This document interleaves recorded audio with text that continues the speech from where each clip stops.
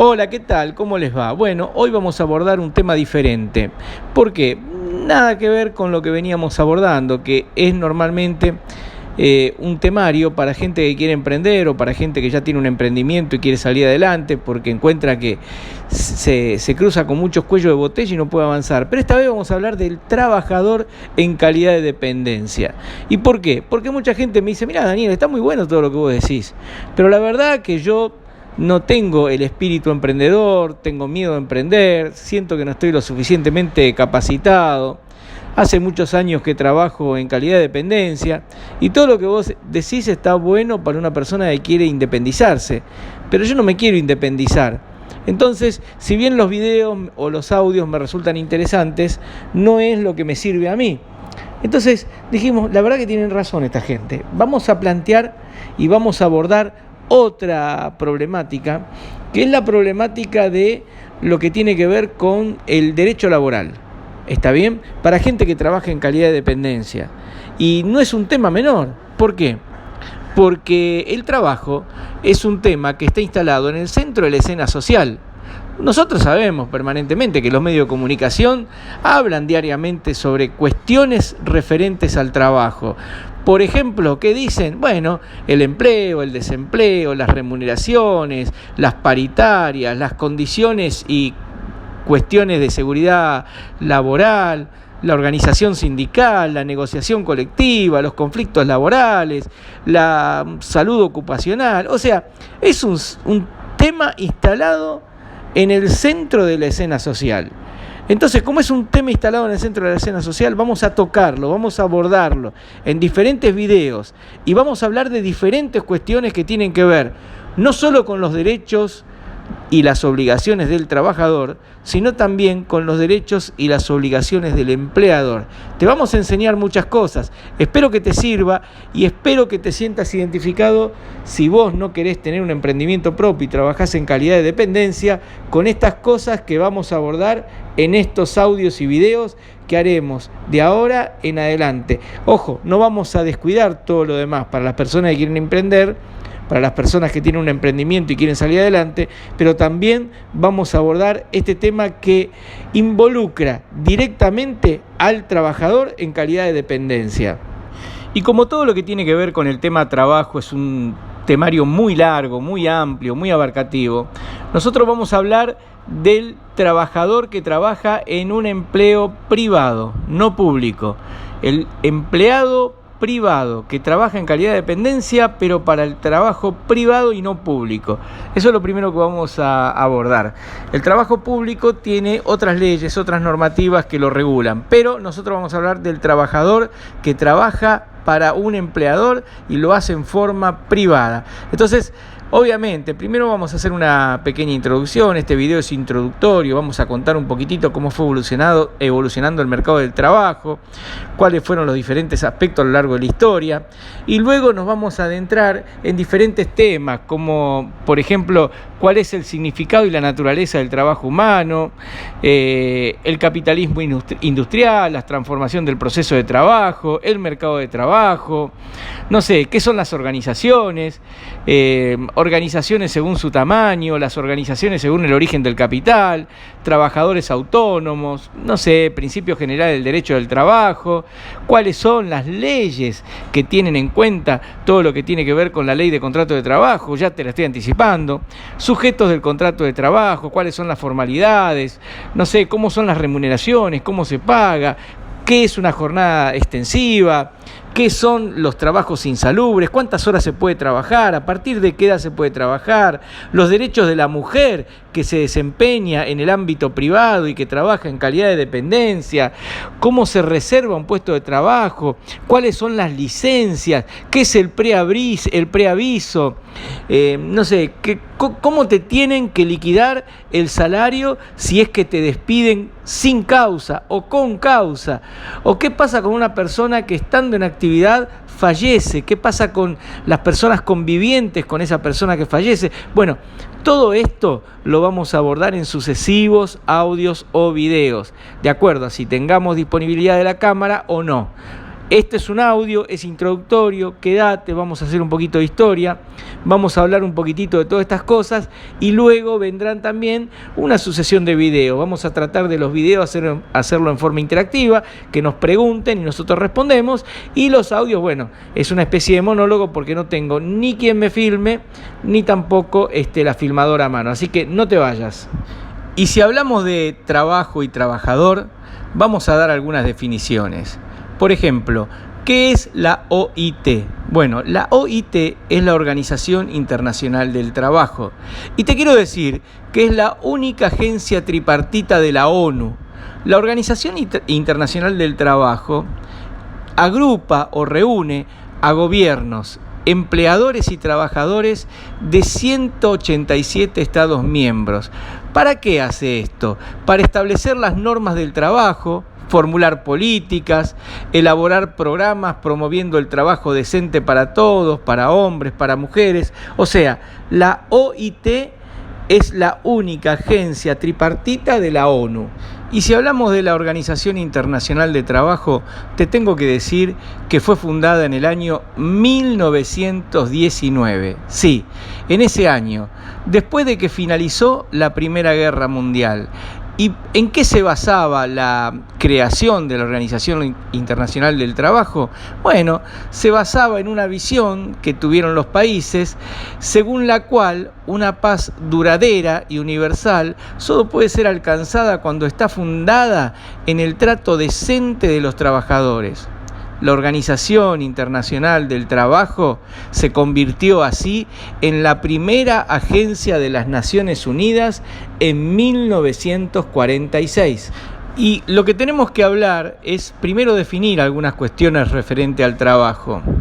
A ver, el trabajo normalmente no es un fin en sí mismo.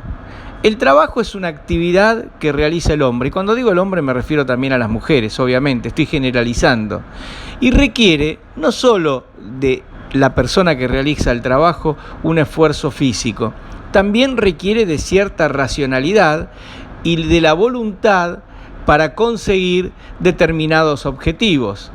Ahora, el fruto del trabajo es siempre la generación de bienes o servicios que son exteriores a la persona que realiza ese trabajo y tienen una existencia propia y autónoma. Y ahora vamos a aclarar algunos conceptos que son importantes con todo esto que tiene que ver con el trabajo. Para que algo tenga valor, debe ser destinado para un uso. Eso parece obvio, es obvio. ¿Sí? Es decir, que el objeto debe tener algún tipo de utilidad. Ahora, el valor de uso no tiene nada que ver con el valor de cambio. ¿Por qué? Algo puede ser útil y ser producto también del trabajo humano, o sea que una persona lo llevó adelante, lo realizó, lo creó, pero puede no ser mercancía. ¿Y cómo se entiende esto? Yo puedo hacer algo que pueda tener valor de uso para mí, pero que nadie tal vez me lo quisiera comprar. Entonces no es mercancía, porque solo tiene valor de uso, pero no tiene valor de cambio. Ahora, una mercancía, si lo definimos todo lo que acabamos de decir de la manera que lo hicimos, pone de manifiesto que requiere dos cosas al mismo tiempo: valor de uso para la persona que está interesada en adquirirla y valor de cambio, o sea, tiene que haber algo que te den a cambio de esa mercancía que reciben. ¿Está bien? Entonces, es muy importante tener en cuenta esto. Algo puede tener valor de uso, pero no valor de cambio. Por lo tanto, no es considerado mercancía. Solo es considerado mercancía cuando tiene simultáneamente valor de uso, a alguien le sirve para hacer algún tipo de actividad o vaya a saber para qué, y valor de cambio, que esté dispuesto a entregarme otra cosa de valor a cambio de lo que yo le estoy entregando. Y si hablamos de mercado laboral, tenemos que decir que toda persona tiene derecho a trabajar. Y no solo eso, sino que también tiene derecho al acceso a un trabajo digno. Ahora bien, lamentablemente en los tiempos que corren, estamos en julio del año 2022, muchas personas no tienen trabajo, otras lo han perdido. Otras lo tienen, pero tienen un trabajo que no está en las mejores condiciones laborales. O sea, lo que nosotros vemos que la macroeconomía de un país, muchas veces las variables económicas que determina la macroeconomía y la microeconomía, hace que muchas personas o queden fuera del mercado laboral o terminen aceptando trabajos que son considerados precarios. Todas estas crisis y todo lo que nosotros habitualmente llamamos trabajos en negro, hace que el trabajador tenga una relación con respecto a los empleadores muy débil. Y esta relación se ve caracterizada fundamentalmente porque hay también aparejado una baja productividad, producto de todo esto que estamos diciendo. Pero también hay salarios bajos, hay una falta de protección social, generando en muchos casos que él y las trabajadoras queden encerrados en un manto de incertidumbre, en un manto de inseguridad. Ahora, como si todo esto fuera poco, aparte de las crisis habituales en términos económicos que solemos tener en Argentina, vino a sumarse el tema de la pandemia, que vino a empeorar mucho más todo este panorama que nosotros venimos describiendo. Y también, como no podía ser de otra manera, afectó en forma directa el mercado laboral. ¿Por qué? Porque por esta cuestión de las pandemias, por el tema de las cuarentenas, una cuarentena tal vez manejada de una manera demasiado prolongada, hizo que se pierdan muchos puestos de trabajo, que muchas personas que trabajaban en pequeños comercios, en pymes, hayan bajado las persianas, estos comercios, estas pymes, y la gente haya quedado fuera del mercado laboral, haya quedado sin trabajo. Ni que hablar de los trabajadores que ya se encontraban trabajando en el sector informal, o sea, los trabajadores precarizados, como decimos habitualmente, que ya de por sí venían mal y sufrían carencias, y ahora encima se suma todo esto que acabamos de decir. Entonces, toda esta pandemia a esos trabajadores que trabajaban precarizados y en el mercado informal los dejó absolutamente desprotegidos y al margen de todo régimen legal y previsional, que en definitiva el gobierno ha tomado algunas medidas para los trabajadores que estaban registrados, pero los que no estaban registrados han sido seriamente afectados. Entonces, todo esto hace a lo que tiene que ver con la temática del trabajo, de los trabajadores, y es un tema que tenemos que tener presente a la hora de abordar esta temática.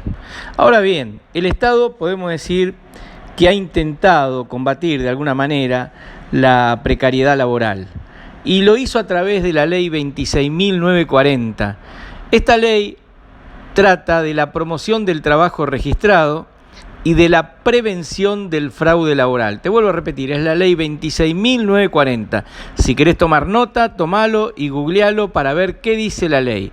Esa ley fue publicada en el Boletín Oficial el 2 de junio del año 2014. Y por otro lado tenemos también la ley 26.941, también publicada en el Boletín Oficial de la misma fecha, que establece un régimen general de sanciones por infracciones laborales. Así que te pido que si te interesa este tema, si vos tenés un trabajo, estás trabajando en negro, te estás trabajando en la informalidad, hay dos leyes que te van a interesar. La ley 26.940 y la ley 26.941. Una ley, la primera que nombré, es la promoción del trabajo registrado y prevención del fraude laboral. Y la otra ley que nombré establece un régimen general de sanciones por infracciones laborales. El mercado laboral, evidentemente, se ve afectado en forma directa por los distintos ciclos económicos que sufren los diferentes países y que sufre también a nivel global todo el planeta. Obviamente que siempre hay focos que tienen mayores crisis y focos que tienen mayores crecimientos, pero digamos que hoy en un mundo globalizado es como que todo está afectado en mayor o menor grado por lo que está sucediendo en alguna parte del mundo. se generan diferentes tensiones y tenemos las economías que aparecen en cada uno de los países. Obviamente los países tienen sus economistas. ¿Cuál es el problema de los economistas de los países?